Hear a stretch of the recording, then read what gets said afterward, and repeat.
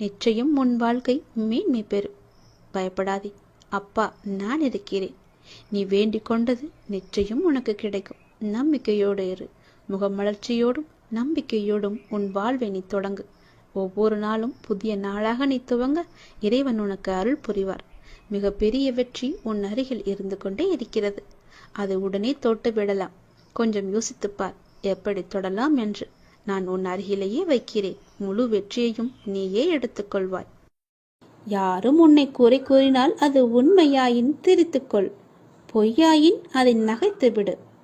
வீழ்வது வெட்கமல்ல, ஆனால் வீழ்ந்து கிடப்பதுதான் வெட்கம். புரிகிறதா? வீழ்ந்து கிடப்பதுதான் வெட்கம். வீழ்ந்தால் உடனே எழுந்து விடு. நீ நகைத்து அவர்களுக்கு முன் நகைத்துப்பார்.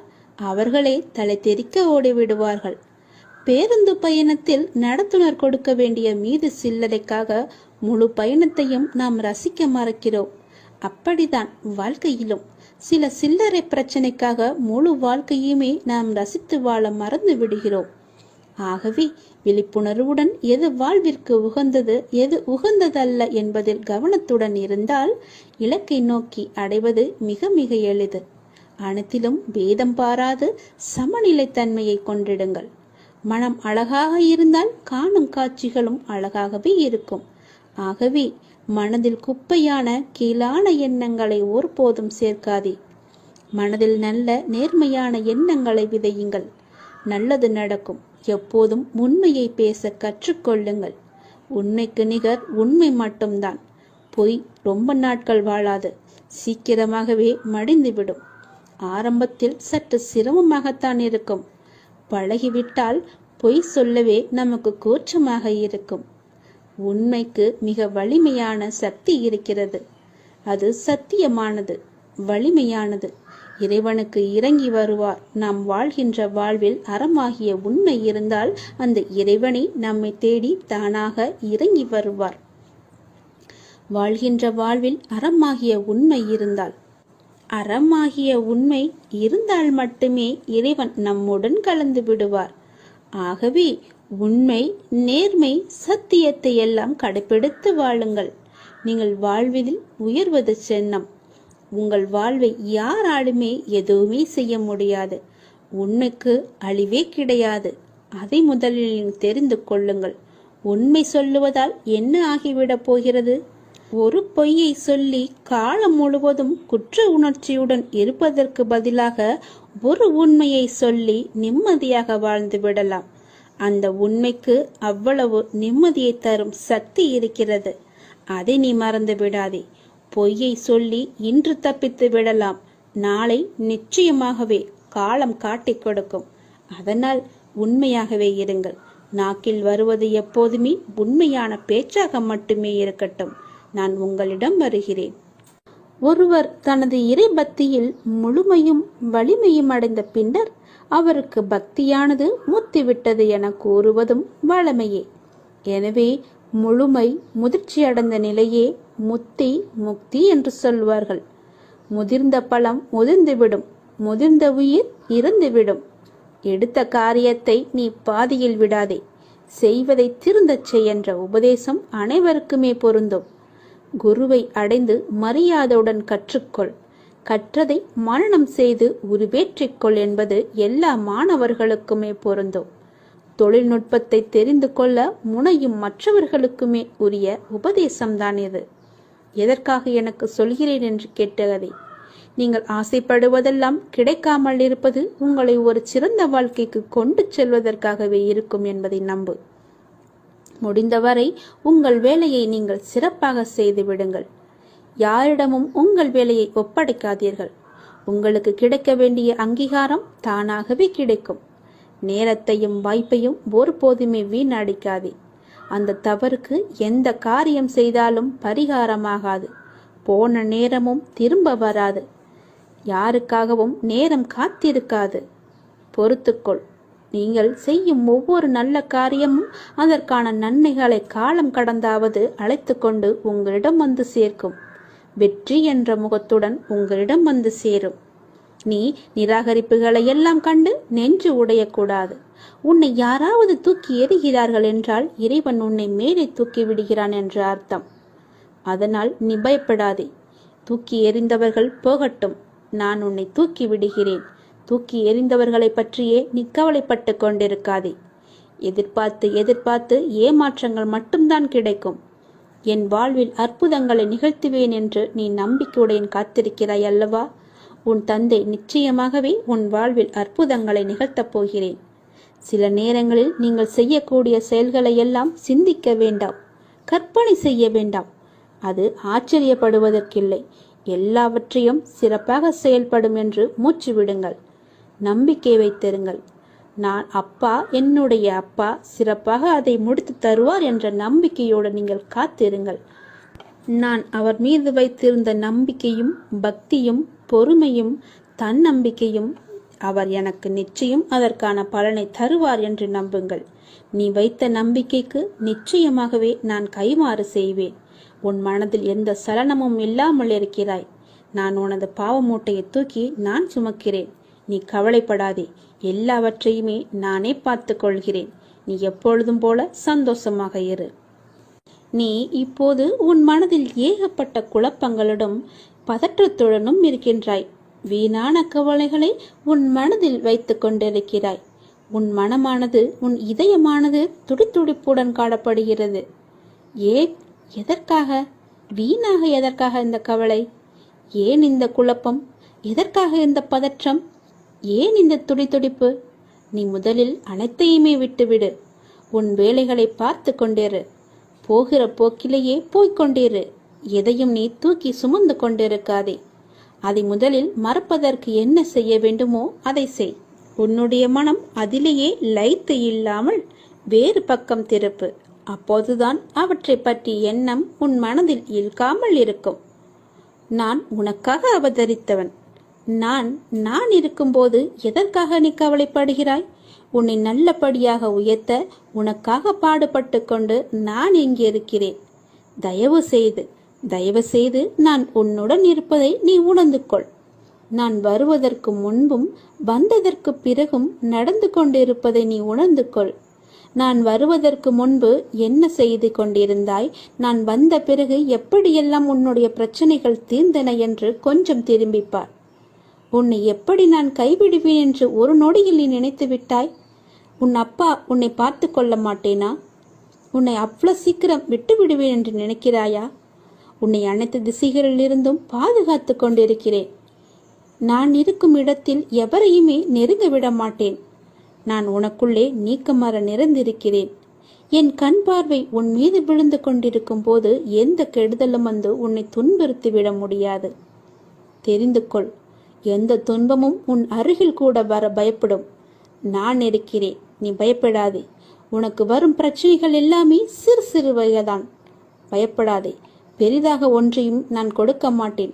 கொஞ்சமாவது உனக்கு பக்குவம் வேண்டும் என்பதற்காகத்தான் இதையெல்லாம் கொடுத்தேன். சின்ன பிரச்சனையை பெரிதாக பார்க்காதே. மனதில் போட்டு குழப்பத்தை ஏற்படுத்தாதே. உன்னை நீயே பதற்றப்பட வைக்காதே. வீணான கவலைப்பட்டு உன் உடம்பை நீ வீணடிக்காதே. உன் இதயம் சீராக துடிக்க வேண்டும். அப்பொழுதுதான் நீயும் நன்றாக இருப்பாய். எப்படி என் வேண்டுகோள்கள் அனைத்தையும் இப்படி நிறைவேறியது என விரைவிலேயே நீ ஆச்சரியப்பட போடுகிறாய். கவலைப்படாதே குழந்தையே. என் கண்ணிலிருந்து வரும் அருள் கதிரால் நீ பாதுகாக்கப்படுகிறாய். அதனால் நீ கவலையை விடு. என்னுடைய கண்ணின் ஒளி உன் மீது இருக்கிறது. என் பார்வை முழுவதுமாகவே உன் மீது மட்டும்தான் இருக்கிறது. என்னை மீறி எதுவுமே உனக்கு நடக்காது. பயப்படாமல் தைரியமாக இரு. சந்தோஷமாகவே வைத்துக்கொள். நீ எப்பொழுதும் அமைதியாகவே இருக்கக்கூடாது. யார் உன்னை கீழே நோக்கி விழ செய்தார்களோ அவரை நோக்கி நீ மேலே எழு. எதற்காகவும் தயங்கி போய் கூனி குறுகி நிற்காதே. உனக்கு துணையாக உன் அப்பன் ஈசன் நான் இருக்கிறேன். நீ கவலையின்றி தைரியமாக மேலே எழுந்து வா. நீ மேலே எழும்புவதற்கு என்னுடைய கையை தருகிறேன். என் கையை பிடித்துக்கொண்டு நீ மேலே எழுந்து வா. நீ ஒரு இடத்தில் அவமானப்படும் போது கூனி குறுகி நிற்காமல் அவதாரம் எடுத்து காட்ட வேண்டும். கீழே வீழ்கின்ற போது விஸ்வரூபமாக எழ வேண்டும். உன் மனம் புண்படுகின்ற போது எல்லாம் புன்னகை செய். அதுவே அவர்களுக்கு மிக பெரிய தண்டனையாகிவிடும். நீ அவர்களிடம் வாதாடுவதை விட்டுவிட்டு நான் அவர்கள் முன்னையில் வாழ்ந்து காட்டுவேன் என்ற சபதம் எடு. நீ அன்பிற்காக ஏங்கி தவிக்கும் ஒரு இதயத்தை எந்த நிலையிலுமே அலட்சியப்படுத்தாதே. உன்னுடைய அன்பிற்காக ஏங்கி தவிக்கும் பல பேர் இருக்கின்றனர். உன்னை உயிராய் நினைக்கும் உறவு உன்னை விட்டு போகப் போகிறது. அதனால் உன்னுடைய கோபத்தை நீ விட்டுவிடு. அலட்சியப்படுத்தாதே அவர்களை. ஏனெனில் அதனை விட இவ்வுலகில் பெரிய பாவம் எதுவுமே இல்லை. உன்னை நம்பி வந்த உறவு அது. ஒருவனிடம் தர்ம சிந்தனை இருக்கும் பொழுது அந்த தர்மமே அவன் எதிர்காலத்தை பார்த்து கொள்ளும். ஏனென்றால் ஒரு மனிதன் என்ன பிரார்த்தனை செய்தாலும், எத்தனை மந்திரங்கள் உரியேற்றினாலும், எத்தனை அபிஷேகங்கள் யாகங்கள் செய்தாலும் கூட அவனிடம் உதவும் குணம் இல்லை என்றால் இறையருளை பெற முடியாது. ஒரு மனிதன் இறையருளை பெற வேண்டுமென்றால், ஏன் இறை நம்பிக்கை இல்லாவிட்டாலும் கூட பரவாயில்லை, தர்ம குணமும் பிறருக்கு உதவும் குணமும் இருந்துவிட்டால் போதும். இவன் இறைவனை தேடி வேண்டி போக வேண்டியதில்லை. அந்த இறைவனை இவரை தேடி வந்து விடுவார். இவன் இல்லம் நோக்கி வந்து விடுவார். எவன் அதிக அளவு தர்மம் செய்கிறானோ அவனிடம் இறையே வந்து கையேந்தும். அந்த அளவுக்கு தானத்திற்கு அவ்வளவு ஒரு மகிமை. பக்தினி, நீ இப்போது ஏன் குழம்பி போயிருக்கிறாய்? உனக்கு என்ன வர வேண்டும்? உனக்கு ஆரோக்கியம், பொருளாதாரம், மன நிம்மதி எதுவாக இருந்தாலும் என்னிடம் கேள், நான் உனக்கு தருகிறேன். நீ யாரிடமும் போய் கையேந்த வேண்டாம். நீ கவலைப்படாதே. யாரிடமும் கையேந்தும் நிலைப்படி நான் உன்னை வைக்க மாட்டேன். உன்னுடைய எல்லா பிரச்சனைகளுமே நான் தீர்த்து விடுகிறேன். என்னை நம்பு. என்னை முழுவதுமாக நம்பு. ஒரு முறையாவது, தினமும் ஒரு முறையாவது என்னுடைய பெயரை சொல்லி என்னை கூப்பிடு. உன் குழப்பங்களுக்கு எல்லாவற்றிற்குமே நான் விடை தருகிறேன். உனக்கு என்ன வர வேண்டும் கேள், நான் உனக்கு தருகிறேன். எடுத்துக்கொள், சந்தோஷமாக வாழு. எல்லாவற்றையுமே சிவனிடம் ஒப்படைத்து விடுங்கள். ஓம் நமச்சிவாய என்ற மந்திரமே உன்னுடைய வாழ்வின் தந்திரம் என்பதை மறந்து விடாதே. முதலில் கஷ்டத்தை வெளியே சொல்லாதே. நீ காலனை தேடிச் செல்லாதே. கவலைகளை மனதில் கொள்ளாதே. கற்பத்தில் உயிரை கொள்ளாதே. கண்டதை உணவாக உண்ணாதே. கண்டவர்கள் மனதை கில்லாதே. காசுக்காக தன் மானத்தை இழக்காதே. கலங்கி யாரிடமும் நிற்காதே. கள்ளமுள்ளோரை கண்டு திரும்பாதே. கற்பனையில் மூழ்கி ஏங்காதே. கால் போன போக்கிலே போகாதே. கர்மத்தை கையில் ஏந்தாதே. காலம் கடந்து பெருமூச்சு வாங்காதே. கடவுள் மீது ஒருபோதும் பழி போடாதே. நான் சொல்வது எல்லாம் விளங்குகிறதா? உன்னுடைய கஷ்டத்தை முதலில் நீ வெளியே சொல்லக்கூடாது. காலனை தேடி செல்லக்கூடாது. தானாகவே வரட்டும் என்று விடு. கவலைகளை மனதிலேயே கொள்ளாதே. கற்பத்திலேயே ஒரு உயிரை கொல்லக்கூடாது. அது மிக பெரிய பாவம். கண்டதையும் உணவாக உண்ணாதே. உன்னுடைய வயிற்றுக்கு எது பொருந்துமோ அதை மட்டுமே உண்ணு. கண்டவர்கள் மனதை கில்லாதே. அடுத்தவர்களுடைய மனதை புண்படுத்தாதே. காசுக்காக உன்னுடைய தன்மானத்தை நீ இழக்கக்கூடாது. தன்மானம் முக்கியம். நீ யாரிடமும் போய் கலங்கி நிற்காதே. எனக்கு யாரும் இல்லை என்று சொல்லாதே. கள்ளமுள்ளோரை கண்டு திரும்பாதே.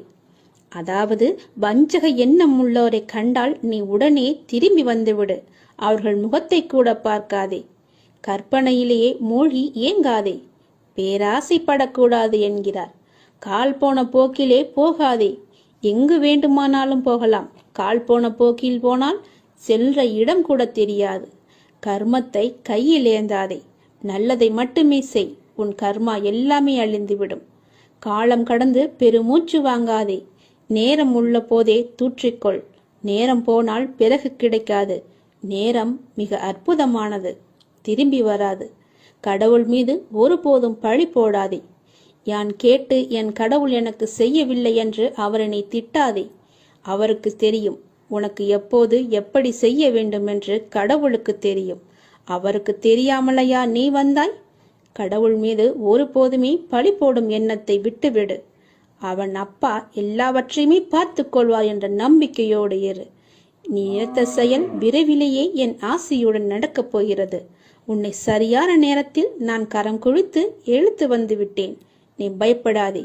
எல்லாமே என்னுடைய ஆசைப்படியே நடக்கும். வாழ்வில் நடைமுறையில் உள்ள சில விஷயங்களை யதார்த்தமாக நீ புரிந்து கொண்டால் இன்பத்தையும் துன்பத்தையும் சமநிலையில் ஏற்கலாம். நீ முயற்றுப்பார். என் துணையோடு எல்லாவற்றையுமே போராடிப்பார். போராட்டமே இல்லாத வாழ்க்கை இங்கு யாருக்குமே அமைவதில்லை. போராட்டத்தை சந்திக்காத எந்த உயிரும் இந்த பூமியில் வாழ முடியாது. தெரிந்து கொள். பிறந்தது முதல் இறப்பது வரை போராட்டம் இருந்து கொண்டுதான் இருக்கிறது. பிறந்த குழந்தை கூட அழுகை என்னும் சத்தம் செய்துதான் தன்னுடைய தேவைகளை பூர்த்தி செய்கிறது. போராட்டத்தில் பிறந்து போராட்டத்தில் வளர்ந்து போராட்டத்தில் மடிவதுதான் வாழ்க்கை. இன்று மனிதன் போராட்டம் இல்லாத வாழ்க்கை வாழ ஆசைப்படுகின்றான். அதைத்தான் விரும்புகின்றான். வாழ்க்கையில் தங்கள் குறிக்கோளை நிலைநிறுத்திக் கொள்ள ஒவ்வொரு மனிதனும் இவ்வுலகில் போராட வேண்டியிருக்கிறது. பூந்தோட்டத்தில் ஒவ்வொரு நாளும் புது புது மலர்கள் பூப்பதுண்டு. ஆனால் அவை நிலைப்பது இல்லை. அது நியதியும் இல்லை. அது போலத்தான் வாழ்க்கை என்னும் பூந்தோட்டத்தில் ஒவ்வொரு நாளும் புது புது மலர்களாக பூத்து கொண்டிருக்கிறோம். எவ்வாறு பூந்தோட்டத்தில் மலர்ந்த ஒரு பூ நிலைப்பது இல்லையோ அது போலத்தான் வாழ்க்கையும். போராட்டங்கள் இல்லாமல் வாழ்வில் எதுவுமே வெற்றி பெற முடியாது. போராட்டம் இல்லை என்றால் வாழ்க்கை உப்புச்சப்பு இல்லாமல் போய்விடும். வாழ்க்கையில் உங்களுக்கு அழுவதற்கு 100 காரணங்கள் இருந்தாலும் சிரிப்பதற்கு என்னிடம் 1000 காரணங்கள் இருக்கிறது என்று வாழ்ந்து காட்டு. சரியான நேர்மையான வாழ்க்கை பயணப்பாதை முட்கள் நிறைந்த கரடுமுரடான பாதைத்தான். இப்பாதையில் முட்களாகவும் கரடுமுரடான கற்களாகவும் பிறரின் அவமான பேச்சுக்களும் பழிச்சொற்களும் நியாயமில்லாத விமர்சனங்களும் தான் நிறைந்திருக்கும். அதை நீ தெரிந்து கொள். வாழ்க்கை என்பது அவ்வளவு சுலபமல்ல. களை இல்லாத தோட்டம் இல்லை. அதுபோலத்தான் போராட்டம் இல்லாத வாழ்க்கையும் இல்லை. வாழ்க்கை அழகானதாக மாற்றிக்கொள்வது உன்னுடைய கையில்தான் இருக்கிறது. எல்லோருடைய வாழ்விலும் இன்பம் துன்பம் என்று எல்லாமே கலந்துதான் இருக்கும். நாம் அவற்றை எப்படி எடுத்துக்கொள்கிறோம் என்பதுதான் மிக முக்கியம். ஆசையை குறைத்து கொள்ள வேண்டும். மன நிறைவு இருந்தாலே போதும். உன்னுடைய வாழ்வில் மகிழ்ச்சி தானாக நிலைத்து நிற்கும். போராட்டம் இருந்தாலும் கூட யாரும் வாழ்க்கையை வெறுப்பதில்லை. போராட்டங்களை எல்லாம் ஏற்றுக்கொள்ளவும் நமக்கு ஏற்றதாக மாற்றிக்கொள்ளவும் பழகினாலே போதும். வாழ்க்கை பூந்தோட்டமாக மாறிவிடும். உங்களின் வாழ்வில் நல்லது நடக்க வேண்டுமென்றால் நான் சொல்வதை பின்பற்றுங்கள். நீங்கள் எப்படிப்பட்ட பாதையில் பயணம் செய்தாலும் உங்கள் நற்சிந்தனையாலும் நற்செயல்களாலும் மலரும் புதிய பயனுள்ள மலர்களால் பாதையை நிரப்புங்கள். உங்கள் வாழ்வு இனிதாக அமையும். நீங்கள் வாழ வாருங்கள். என்னுடைய ஆசையுடன் நீங்கள் போராட்டத்தில் குதிக்க தயாராக இருங்கள். என் துணை உனக்கு உண்டு. வாழும் ஒவ்வொரு நிமிடமும் இறை சிந்தனையுடன் இருங்கள். இறை சிந்தனை உள்ள பொழுது விழிப்புணர்வுடன் ஒவ்வொரு செயலையுமே நன்றாக துல்லியமாக எந்த குறையும் இல்லாமல் செய்ய முடியும். விழிப்புணர்வுடன் நீங்கள் செய்யும் எந்த செயலும் தவறாவதற்கு வாய்ப்பே கிடையாது. விழிப்புணர்வுடன் செய்யும் செயல்கள் நிச்சயம் ஒரு நாள் வெற்றியை தரும். உங்களுக்கு கிடைக்கும் வெற்றிக்கும் தோல்விக்கும் நிச்சயமாக ஒரு காரணம் இருக்கும். இரண்டையும் ஒன்றாக எடுத்துக்கொள்ள நீங்கள் முயற்சி செய்யுங்கள். வெற்றிக்காக மட்டும் செயல்களை செய்யக்கூடாது. ஒவ்வொரு செயலையும் இறைவனுக்காக நீங்கள் செய்யுங்கள். உங்களை படைத்த கடவுளுக்காக செய்யுங்கள். எந்த ஒரு எதிர்பலனையும் பார்க்காமல் எதிர்பாராமல் எதிர்பார்ப்புகள் இன்றி நீங்கள் செய்யும் ஒவ்வொரு செயலுமே அந்த இறைவனை போய் சேரும். உங்களுடைய புண்ணிய கணக்கில் சேரும். அதற்கு நிச்சயமாக பல மடங்கு பலன்கள் உங்களை தேடி தானாக வந்து சேரும். ஒவ்வொரு நாளின் முடிவிலும் நீங்கள் இறைவனுக்கு நன்றி சொல்ல பழகுங்கள். கண்டிப்பாக அன்றைய நாளில் நன்றி சொல்வதற்கு என்று ஏதேனும் ஒன்று நடந்திருக்கும். அதை நினைத்து இறைவனுக்கு நீங்கள் நன்றி சொல்லுங்கள். விடியும் பொழுது இறைவனின் ஆசியுடன் தொடங்குங்கள். முடியும் இரவும், அதாவது அன்றைய நாளின் முடிவும் இரவும் நன்றி சொல்லி உறங்குங்கள். மறுநாள் காலை உங்களுக்கு நல்ல நாளாகவே அமையும். இன்று எங்களுக்கு அமைத்து கொடுத்ததற்கு மிகவும் நன்றி இறைவா என்று இறைவனுக்கு நீங்கள் நன்றி சொல்லுங்கள். ஒவ்வொரு நாளின் தொடக்கத்திலும் இறைவன் மீது முழு நம்பிக்கையுடன் நீங்கள் தொடங்கி பாருங்கள். உங்கள் வாழ்வு எப்படி இருக்கிறது, அன்றைய நாள் எப்படி அமைந்திருக்கிறது என்று தானாகவே தெரிய வரும். எழுந்திருக்கும் பொழுது சட்டென்று எழுந்திருக்காமல் இறைவனின் பெயரை சொல்லிவிட்டு எழுந்திருங்கள். நன்றாகவே இருக்கும். ஒரு நிமிடம் சுதாரித்து கொண்டு பிறகு ஏந்திரியுங்கள். அப்பாவின் பெயரை சொல்லி எழுந்தறியுங்கள். உங்கள் வாழ்க்கை மீது உங்களுக்கு இருக்கும் அக்கறையை விட உங்களை படைத்த இறைவனுக்கு நிச்சயமாகவே அதிக அக்கறை இருக்கும். நம்புங்கள், நன்றாக நீங்கள் வாழ்வீர்கள். இதனை உணர்ந்தால் இறைபலமும் மனோபலமும் உங்களிடம் அதிகரிக்கும் தானாகவே. இறைவனின் அருளும் ஆசியும் உங்களிடம் நிறைந்திருக்கும் முழுவதுமாகவே. எப்போதும் இறைவனின் அருளோடும் ஆசியோடும் நாம் தொடங்கும் நாள் வெற்றி நாளாகவே நமக்கு அமையும். இறைவனுக்கு நன்றி சொல்ல மட்டும் நீங்கள் மறந்து விடாதீர்கள். இறைவனின் நாமத்தை ஜெபித்துக் கொண்டே இருங்கள். உன்னுடைய மனக்குமரலை நான் அகற்றப் போகின்றேன். மிக பெரிய வெற்றி உன் அருகில் இருக்கின்றது. நிச்சயம் நடக்கும். நீயே ஆச்சரியப்பட்டும் போவாய்.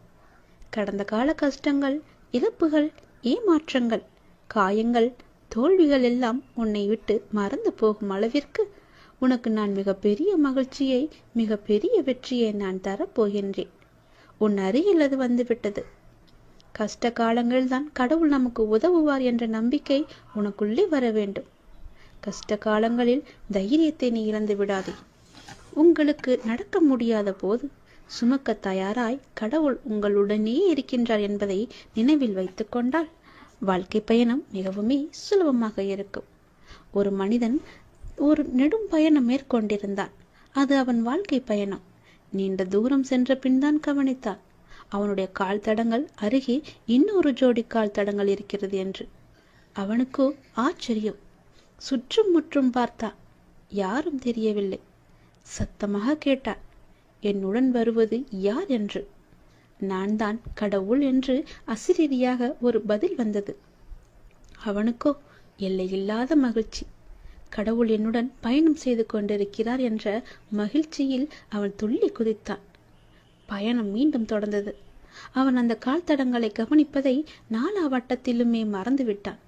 சுகமாக போய்கொண்டிருந்த வாழ்க்கையில் பிரச்சனைகள் தலையெடுக்க ஆரம்பித்தன. சிறிய பிரச்சனைகள் பெரிதாக ஆயின. துன்பமும் துக்கமும் அதிகமாயின. ஒரு கட்டத்தில் அவன் சமாளிக்க முடியாமல் தவித்த போதுதான் அந்த கால் தடங்கள் நினைவு மறுபடி வந்தது. கூடவே கடவுள் இருக்கும் போதே இவ்வளவு துன்பமா என்று தனக்குள் கேட்டுக்கொண்டவன் கால் தடங்களை கவனித்தான். அவனுக்கோ அதிர்ச்சி காத்திருந்தது. அந்த பாதையில் ஒரே ஒரு ஜோடி கால் தடங்கள் மட்டுமே தெரிந்தன. அவன் சுற்றி பின்னோக்கி பார்த்தான். அவன் கஷ்ட காலம் ஆரம்பித்த கணத்திலிருந்து ஒரே ஒரு ஜோடி கால் தடம் மட்டுமே தெரிந்தது அவனுக்கு. அவனுக்கோ அழுகையாய் வந்தது. கண்ணுக்கு தெரியாத அந்த கடவுளை அழுகையினுடைய கேட்டான். கடவுளே, என் இன்ப காலத்தில் உடன் வந்து கொண்டிருந்தீர்கள். துன்ப காலத்தில் என்னை கைவிட்டு காணாமல் போய்விட்டீர்களே, இது உங்களுக்கே நியாயமா என்று. கடவுளிடமிருந்து பதில் வந்தது. மகனே, நான் உன்னை கைவிடவில்லை. உன் துன்ப காலத்தில் நீ பார்த்த காலடி சுவடுகள் உன்னுடையவை அல்ல, என்னுடையவை.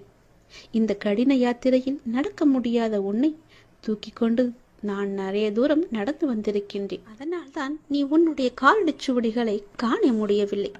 உன் கஷ்ட காலத்தில் நான் வரவில்லை என்று நினைத்து கொண்டிருக்கின்றாய். ஆனால் உன்னை தூக்கி சுமந்து கொண்டு வருவது நான் தான் என்பதை அறியாமல் சென்று கொண்டிருக்கின்றாய். அந்த மனிதன் கண்களில் நன்றியுடன் வழிந்த கண்ணீர் நிற்க நிறைய நேரம் ஆய்விட்டது. குற்றம் காண்பதில் மனிதன் சமத்தமானவன். அவனுக்கு அதற்கு நிறைய நேரம் தேவைப்படுவதில்லை. ஒரு நொடி போதும். கஷ்ட காலங்களில் உறவும் நட்பும் காணாமல் போவது போல கடவுளின் அருளும் காணாமல் போவதாக அவன் எண்ணுவதில் ஆச்சரியமே கிடையாது. சுமைகள் கூடும்போது இறக்கி வைக்க வழி தெரியாத போது இருக்கவே இருக்கின்றார் கடவுள். அவனிடம் வசவுகள் வாங்கி கொள்ள வந்த கஷ்டங்கள் எல்லாம் நமக்கு தெரியும். எத்தனையோ கஷ்டங்கள் வரவிருந்து அவை இறை அருளால் வராமல் தவிர்க்கப்பட்டிருக்கலாம். அவை நம் கவனத்திற்கு வராமலேயே போய்விடுகிறது. கடவுள் கணக்கு சொல்வதில்லை. எனவே எத்தனையோ உண்மைகளை நமக்கு தெரியாமலேயே போய்விட்டிருக்கின்றன. துன்பங்களும் சோதனை காலங்களும் வரும்போது நாம் ஒரு பெரிய உண்மையை மறந்துவிடக்கூடாது. எதுவுமே காரணம் இல்லாமல் நம்மிடம் வருவதில்லை என்று. அவற்றில் சில நாம் சம்பாதித்தவை. நம் முந்தைய செயல்களின் விளைவுகள் நாமே வரவழைத்தவற்றை நாம் சந்தித்துதானே ஆக வேண்டியிருக்கின்றது. மறப்பதும் எதிர்ப்பதும் நியாயமல்ல. மற்றவை நாம் வளர பக்குவப்பட தேவையான அனுபவங்களை அது கற்றுத்தருகிறது. நாம் கற்க வேண்டிய பாடங்கள் அவற்றை கற்றறிந்த பின்னரே, அந்த சோதனையில் தீயில் பட்ட பின்னரே நாம் புடம் போட்ட தங்கமாய் மிளிரப் போகின்றோம். அவை நம் வாழ்வில் வராவிட்டால் நாம் சோபிப்பதும் இல்லை. கையால் மென்மையான தடவி கொடுத்தே கல்லை சிலையாக்க முடியாதல்லவா? இன்னுங்கள் மட்டுமே வந்து கொண்டிருந்தால் நாம் பக்குவம் அடைவதும் முடியாதல்லவா? சாத்தியமே கிடையாது. ஒளிக்கு கல்லின் மீது பகை இல்லை. ஒளியடிகளை தாங்காத கல் அழகிய சிலையாவதில்லை. கடவுள் என்ற சிற்பி நம்மை செதுக்கும் போது அழகிய சிலையாக போகிறோம் என்ற உணர்வுடன் தாங்கிக் கொண்டால் இது அர்த்தமில்லாமல் புரியாது என்பதை நாம் உணரவே மாட்டோம். அது நிச்சயம் ஆனந்தமாகவே இருக்கும் என்பதை உணர்ந்தால் கடவுள் மீது அவன் நம்பிக்கையை நாம் கொள்ள மாட்டோம். இன்னொரு விதமாக சொல்லலாம், மருந்து கசக்கிறது என்று குழந்தை கதறி அழுதால் தாய் விட்டு விட மாட்டாள். குழந்தை குணமாக வேண்டும் என்று அக்கறை அவளுக்கு அதிகமாகவே இருக்கும். பலவந்தமாக மருந்தை குழந்தையின் வாயில் திணிக்கையில் குழந்தை தாயை ஒரு கொடுமைக்காரியாக கூட நினைக்கலாம். குழந்தை என்ன நினைக்கிறது என்பது தாயிற்கு முக்கியம் கிடையாது. குழந்தை குணமாக வேண்டும் என்பதே தாய்க்கு முக்கியம். குழந்தைக்கு எது நல்லது என்பதை குழந்தையை விட பெற்ற தாய் நன்றாக அறிவாள் அல்லவா? கடவுளும் அந்த தாயைப் போலதான். இனி கஷ்ட காலங்கள் வரும்போது கடவுளை திட்டாதீர்கள். அவற்றை தாங்கும் சக்தியை, அவற்றிலிருந்து கற்கும் புத்தியையும் மட்டுமே கடவுளிடம் வேண்டுங்கள். கஷ்ட காலங்களில் தைரியத்தையும் இழக்காதீர்கள். உங்களுக்கு நடக்க முடியாத போது சுமக்க தயாராய் கடவுள் உங்களுடனே இருக்கிறார் என்பதை நினைவில் வைத்துக் கொண்டு உங்களுடைய வாழ்க்கை பயணம் சுலபமாகும். முடிவு கண்டிப்பாக இனிமையாகும்.